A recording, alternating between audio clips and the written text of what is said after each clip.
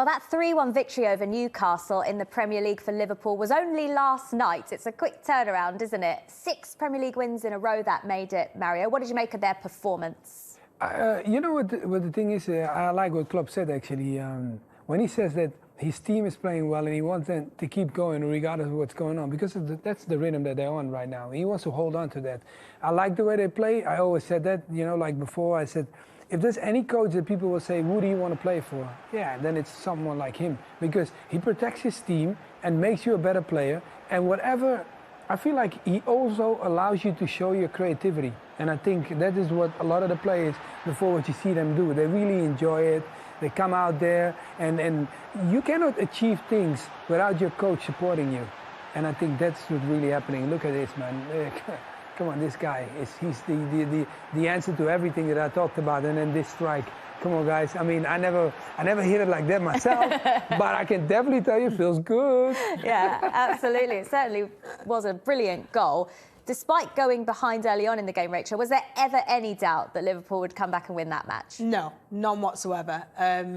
Newcastle have defended awfully pretty much all season, and even since Eddie Howe's come in, he's made a little bit of a difference, and you felt that he was moving in the right direction. That's still their vulnerability, simple as that.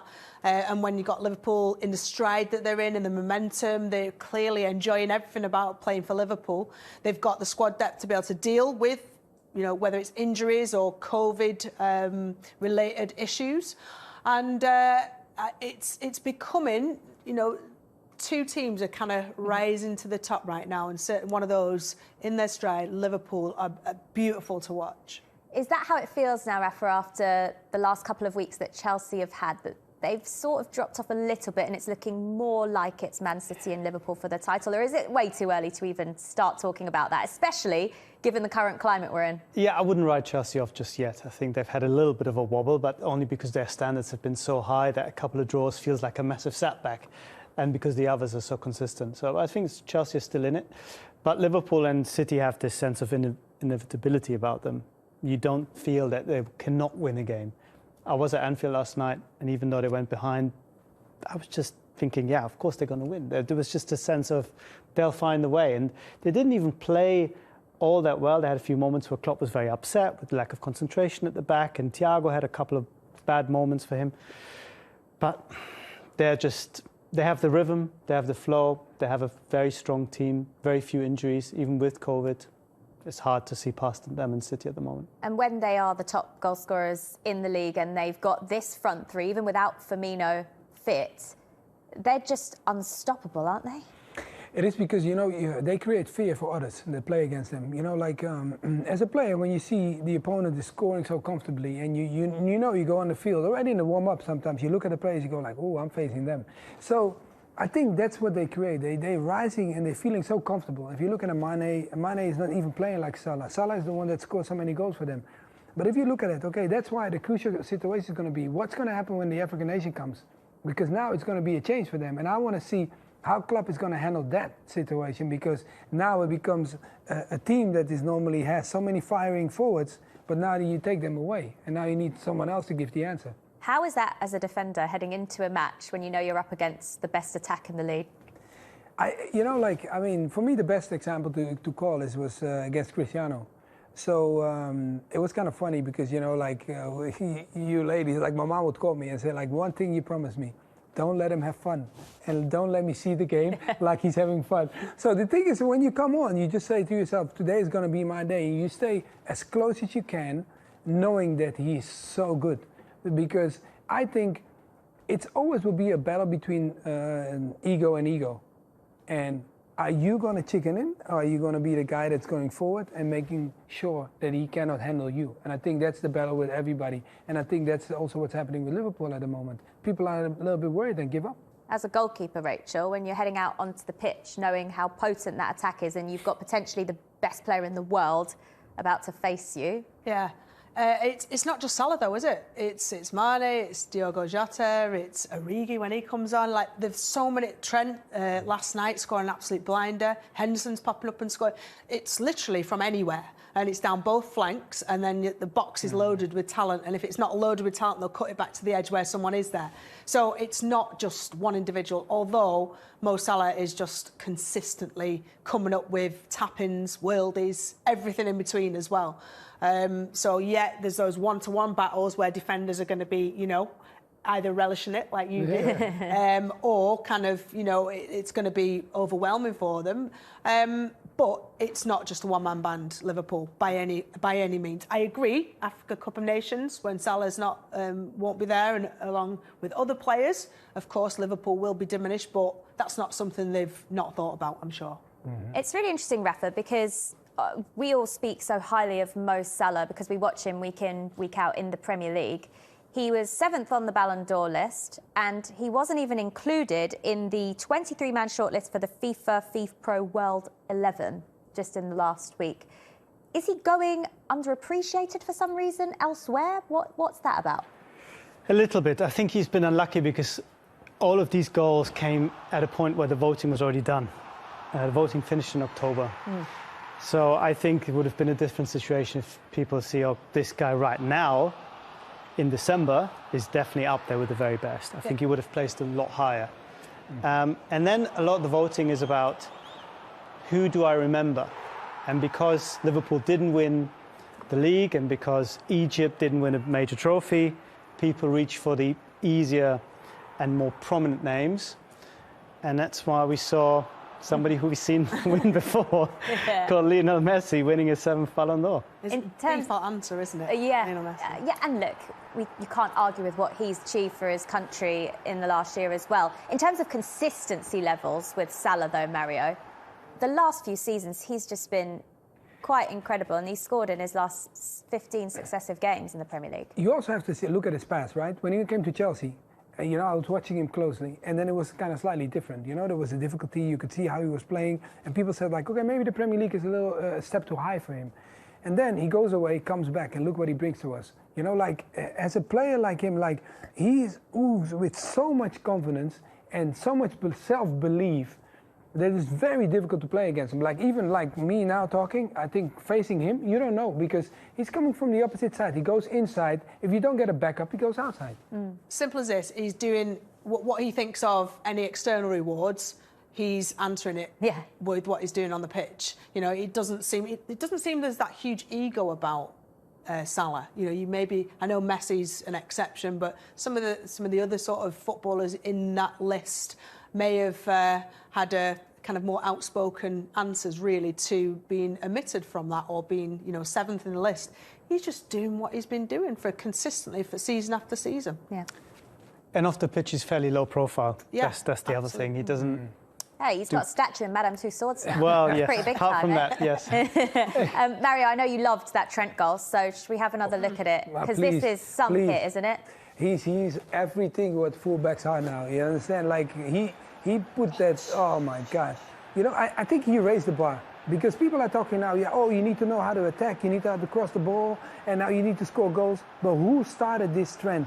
It was like Robinson, it's one of it too, but he's definitely one of the guys that's doing it. That's why you see with, you know, when he's not playing well, we started to complain, but look what he's doing now. Yeah, he scores goals. Is his defensive capabilities sometimes put into question, Rachel? I think that's always people's counter-argument, isn't it? Is, well, he's not that great at defending. Well, I'm not being funny. If you're part of this Liverpool team, that's not what brings Liverpool as a team success. It's the attacking capabilities to go forwards. As and when they need to defend, they just score more goals than the opposition. I think it's something he'll continue to work on. But really, when you're signing off a game right at the end with a goal like that, who cares whether he's defending or not? Yeah. In terms of that front three as well, we've seen Jota really step up in the last couple of months in Firmino's absence. How important has he become to Jurgen Klopp, and particularly as the guys have mentioned in January when they may lose some players to the African Cup of Nations, he's going to really be important, isn't he? Hugely important. I mean, it's hard not to see him on the same level of importance as the other three. He doesn't perhaps quite have the same stature just yet, and he's only been there for 2 years. But if you'd asked me 2 years ago, at the start of the season, who's the one player that can compete with those three, that would complement them and make them a four, I wouldn't have picked Diogo Jota. No. I'm not sure who I'd have picked, because the job is so difficult to keep those three guys on their toes. But he's come in and from almost the very first moment, it's been an instant success. Gives Klopp's options. He can rotate. He can play him through the middle, left, right. Doesn't matter. And it helps the others as well because they looked a little bit jaded, I think, in the season before that, slightly. Yeah, OK, well, we know that Liverpool are on fire and they're up against Tottenham this weekend, who haven't played since December the 5th. How much will this have affected their rhythm? It's going to be, until it plays out, we don't know, because we don't know who's been affected by COVID. We don't know what states that's left them in with regards to their fitness, physical fitness, their sharpness, how many training sessions have they had on the pitch. So what type of Tottenham is going to show up? Who knows? It's still early days with Conte's implementation of his game plan, and he was still trying to work on that when the break has happened for them. So it's kind of flip a coin, see what Tottenham team shows up, what fitness they're in. But I tell you what, going up against Liverpool, you need to be at full fitness, at full tilt, whoever you are.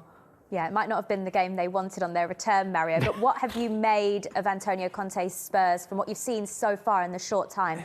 Look, I saw Conte as a player. I saw him as a manager. There are no big differences in it because he's always in control, you know, and that's why he's always so calm, because he's in control. When he stands in front of a group, you only have one choice: you either listen to me or you go away. He says that to you.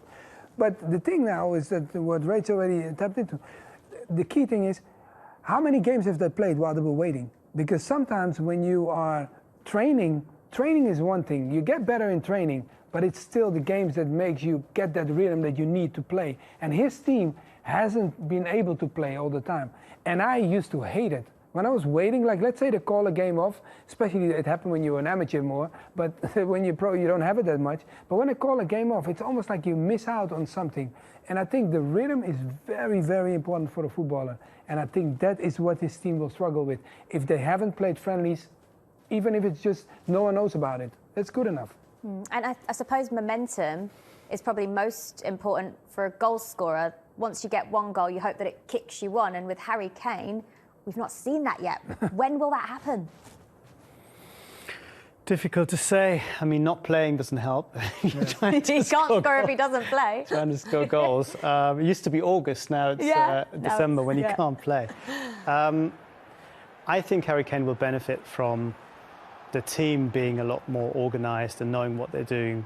Under Nuno, there was a bit of confusion, and I think he often ended up looking a little bit out of position, not quite sure, am I still a striker, am I number 10? It didn't seem to gel very much. And I think Conte, who has such clearly defined ideas, he will choreograph certain attacking moves. That's what he did with Italy. That's what he did with Chelsea as well. I think Harry Kane will benefit because everyone else will benefit around him. But to go back to your momentum bit, I think talking to Jurgen Klopp after the game last night, he was desperate to play the next game. He knew, we are in form, we have a decent side. Yes, we might get more cases until Sunday, but we have a strong team.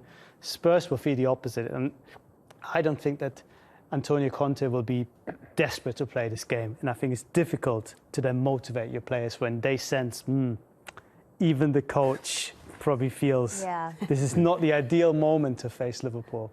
And when you look at those numbers, it's the worst record that Harry Kane has had in the Premier League after this many matches, Mario. That's not really what you want heading into the game either, is it? No, because you're going to have players now that are facing him. That normally when you play against a Kane, you're worried about it because you have a striker against you. Whatever he strikes at, he hits that post. Every time he strikes, he hits that goal. Now he strikes next to the goal, over. You never see him doing that. You never see him like you're questioning his ability.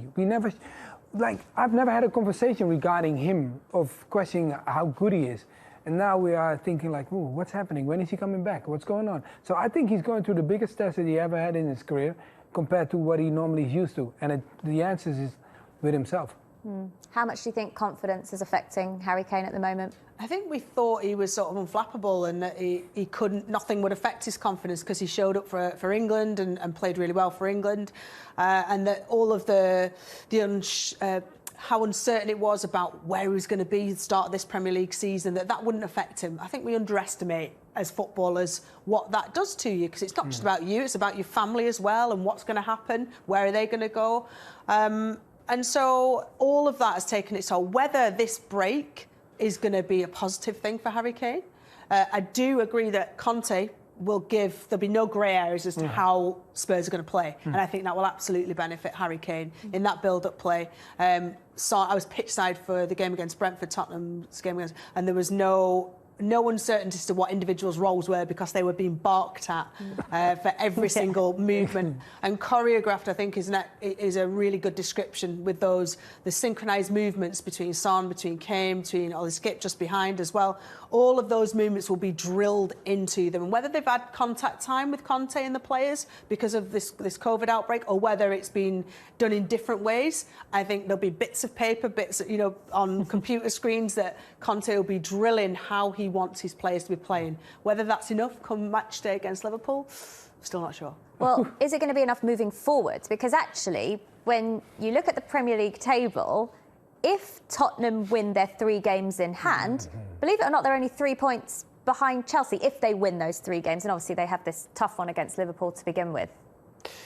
If they do, yes. But I still think that Antonio Conte looks at this team and think we can do with a couple of additions. It's a little bit lightweight in certain areas. I need to get more out of these players. I think there is still not a fully formed top forward side here. What areas do you think particularly? I think everywhere. I think you look through the 11 and you don't have players who are quite at the level that can mix it up with the best. I mean, we've had a Spurs team now, we were a little bit spoiled by them under Mauricio Pochettino, where the dialogue or the narrative was, can they win a trophy? Because they were finishing second, they were finishing third. And now this is a Spurs team that's trying to get back into the Champions League and has been pretty far off the last couple of years. And I think that is reflected in the squad. They haven't had the opportunity to buy Champions League players because they haven't been in the Champions League.